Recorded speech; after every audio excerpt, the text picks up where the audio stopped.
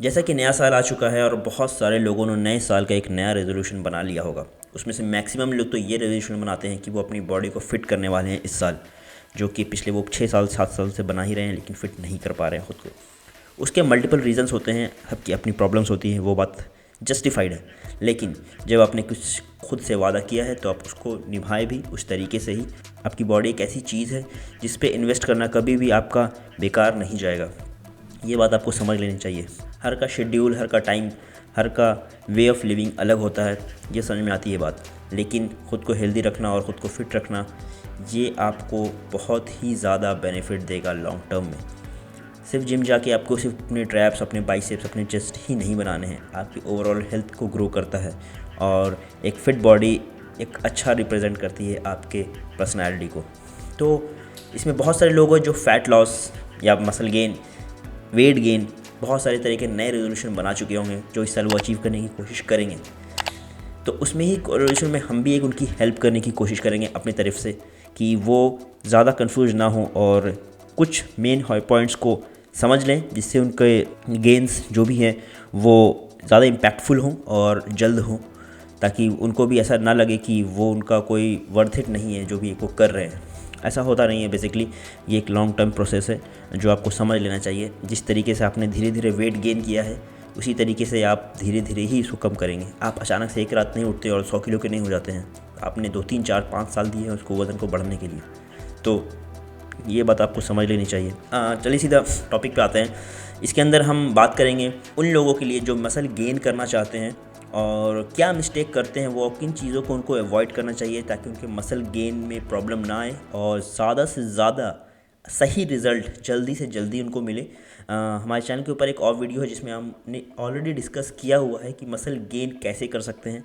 तो ये वीडियो उससे ही रिलेटेड है कि आप किन चीज़ों को अवॉइड करेंगे ताकि आप मसल गेन की जर्नी को स्मूथ रख सकें और अपने प्रोग्रेस को डेली बढ़ा सकें।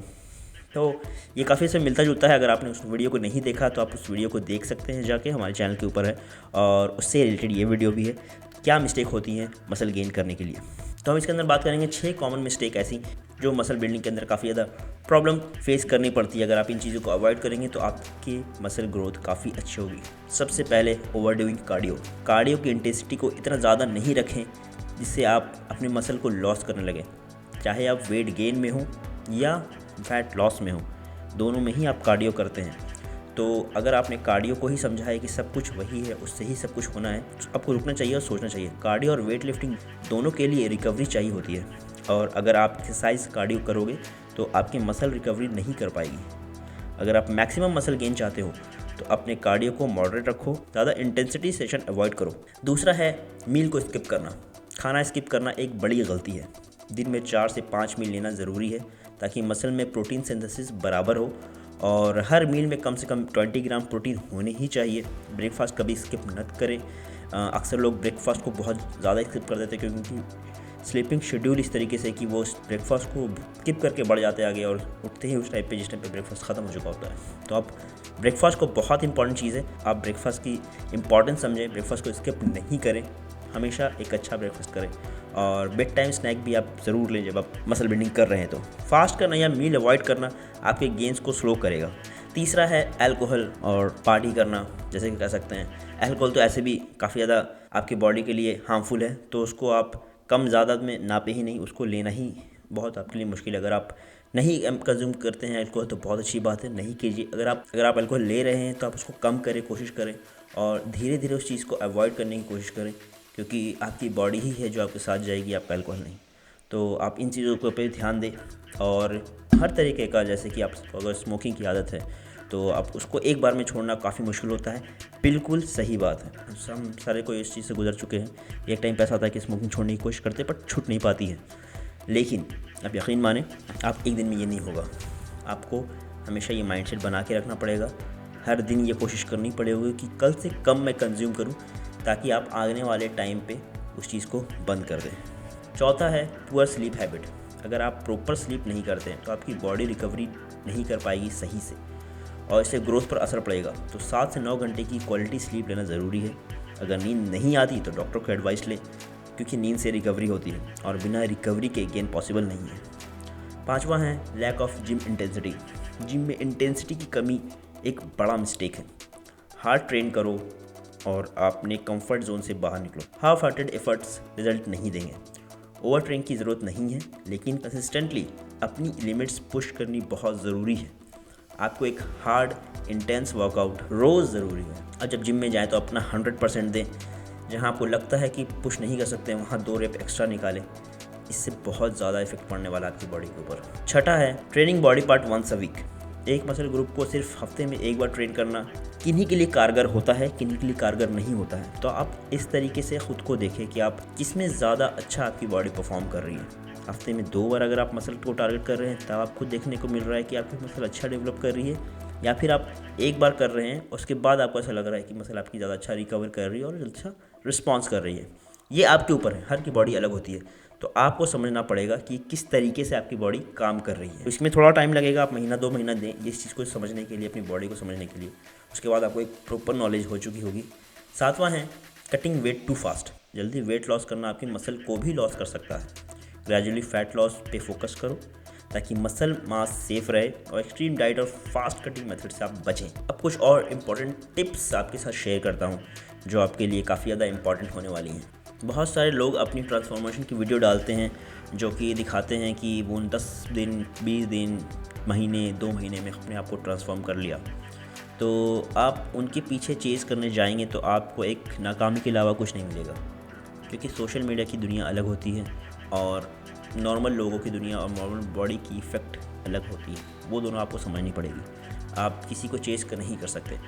बहुत सारे लोग फेक तरीके से अपने आप को दिखाते हैं। किसी इंसान ने अपना पेट बाहर निकाल के एक फ़ोटो ली, उसके बाद फिर अपने पेट को बिल्कुल टाइट करके और आपको बिल्कुल सही पोज में फ़ोटो ली, तो उनकी 5 मिनट के अंदर ट्रांसफॉर्मेशन आपको लगने लगी।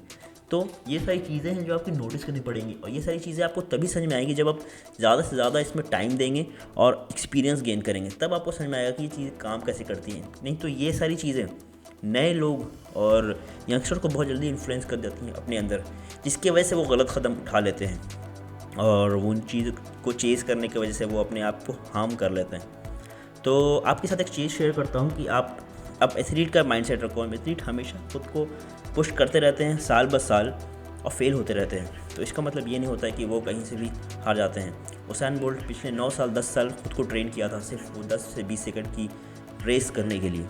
तो आप एक माइंडसेट देख रहे हो उनका कि आपकी ट्रेनिंग नहीं दिखती है, आपके रिजल्ट दिखते हैं, तो आपको ट्रेन करना पड़ेगा इस तरीके से। तो ये मेंटालिटी जो है यही आपको आपके ट्रैक पे रखेगी। आपका मोटिवेशन आपको ट्रैक पे नहीं रखेगा। कभी आपको मोटिवेट फील होगा, कभी नहीं फील होगा, लेकिन जो मेंटालिटी और डिसिप्लिन है वो आपको हमेशा कंसिस्टेंट रिजल्ट देगी। हम एक और चीज़ के ऊपर भी बात कर लेते हैं, वो है सप्लीमेंट को उतना इंपॉर्टेंस नहीं देना। लोगों को ऐसा लगता है कि ये डब्बों से और ये गोली से क्या ही होगा, ये सारी चीज़ें हमें फ़र्क नहीं पड़ता है। लेकिन आप कुछ एक्स्ट्रा बाकी लोग से कर रहे हैं, अपनी कैलोरीज बर्न कर रहे हैं, और बहुत सारे सप्लीमेंट्स होते हैं जो आपकी हेल्प कर सकते हैं। हर चीज़ आपकी दुश्मन नहीं है। यहाँ पे मैं किसी चीज़ को एंडोर्स नहीं करने की कोशिश कर रहा हूँ, बट मैं आपको बताने की कोशिश कर रहा हूँ कि दुनिया में चीज़ें ऐसी हैं जिससे आप हेल्प ले सकते हो। वो इस तरीके से ही नहीं बनाई है। जैसे कि ओमेगा 3 बहुत अच्छी चीज़ है। आप फिश ऑयल लेंगे, आपके जॉइंट्स, आपके हेयर, अपने आइज़ के लिए काफ़ी अच्छा सप्लीमेंट है वो। आप उसको ऐड कर सकते हैं अपने स्टैक में। जैसे कि क्रेटीन के बारे में कुछ बोलना ही बेकार है। उसके बारे में आप ये समझ लीजिए कि वो one of the best supplement in the world है। अभी तक क्रेटीन से अच्छा कोई सप्लीमेंट नहीं है आपके लिए, किसी के लिए भी। क्रेटीन बहुत इफ़ेक्टिव, बहुत ही कारगर और बड़ा सही सप्लीमेंट है। अगर आप उसको कंज्यूम करते हो तो आपको रिजल्ट्स बहुत अच्छे मिलने वाले हैं। आप बॉडी बिल्डर नहीं बन जाएंगे, लेकिन आपकी ओवरऑल हेल्थ में और आपके स्टैमिना, आपके परफॉर्मेंस में बहुत हेल्प करने वाला है क्रेटीन। तो क्रेटीन को भी मैं आप कहता हूँ कि ज़रूर उसको ऐड करें। एक और भी चीज़ मैं हाईलाइट करना चाहूँगा इसके अंदर, वो है ईगो लिफ्टिंग। हम सब ने किया है, हेवी वेट और गलत फॉर्म के साथ पीआर चेस करना। लेकिन सच ये है, ईगो लिफ्टिंग का रिजल्ट अक्सर ट्रॉन मसल, इंजर्ड जॉइंट्स और लॉन्ग टर्म सेटबैक होता है। क्या आपको बेंच प्रेस और स्क्वाट मैक्स करने की ज़रूरत है? क्या आप पावर लिफ्टर बनने वाले हैं? नहीं।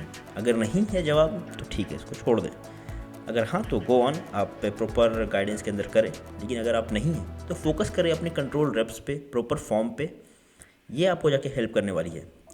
अगर मेरे एक्सपीरियंस में अगर आप बात करूं तो काफ़ी ज़्यादा मैं स्टार्टिंग में ईगो लिफ्टिंग तो नहीं कहते हैं, बट सिर्फ दूसरे को देख के मुझे ऐसा लगता है कि मेरी बॉडी कैपेबल क्यों नहीं है उतना ज़्यादा लिफ्ट करने के लिए। तो मैंने किसी तरीके से भी उसको उठाना स्टार्ट कर दिया और ओवरऑल फिर मैंने देखा कि मेरी बॉडी उस तरीके से क्यों नहीं है। तो मैं चेज़ करने गया था एक अच्छी फिज़ीक, मैं चेज़ करके आ रहा था जिम के अंदर एक पावर लिफ्टर को, जो कि बिल्कुल भी मैच नहीं कर रही थी एक दूसरे से। मैं घर आकर फिज़ीक देख रहा था और वहाँ जाके वेट उठाने की कोशिश करता था। तो ये दोनों अलग चीज़ है, तो इसकी वजह से रिज़ल्ट नहीं मिलते। लेकिन जब से आप अपने फॉर्म के ऊपर काम करना स्टार्ट करेंगे, आप रिजल्ट्स देखने लगेंगे, जिस वजह से आप गए हैं जिम। और एक और भी चीज़ है जो आपको बहुत ज़्यादा इंपॉर्टेंट है, सबसे ज़्यादा इंपॉर्टेंट यही है मेरे ख़्याल से, वो है कि फ़िटनेस एक लॉन्ग टर्म गेम है। जल्दी मत कीजिए, चाहे आप वेट लॉस कर रहे हो, मसल बिल्ड कर रहे हो या स्ट्रेंथ गेन कर रहे हो, पेशेंट्स ही विनर है। इंजरीज़, क्रैश डाइट्स, शॉर्टकट्स, ये सब आपको पीछे ही ले जाएंगे।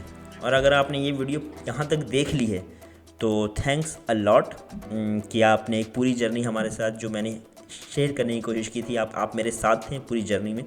तो अगर आप यहाँ तक आ ही चुके हैं तो प्लीज़ अपनी थॉट को कमेंट बॉक्स में ज़रूर बताएं कि आपको कैसी लगी ये वीडियो, आपके लिए क्या इन्फॉर्मेटिव थी। और अगर आपके आसपास जानने पहचानने में कोई भी अगर ऐसा कुछ करने की कोशिश कर रहा है तो उसके साथ शेयर करें, ताकि उसे एक हेल्प हो सके और वो भी एक सही कदम उठा सके अपने फ़िटनेस जर्नी में।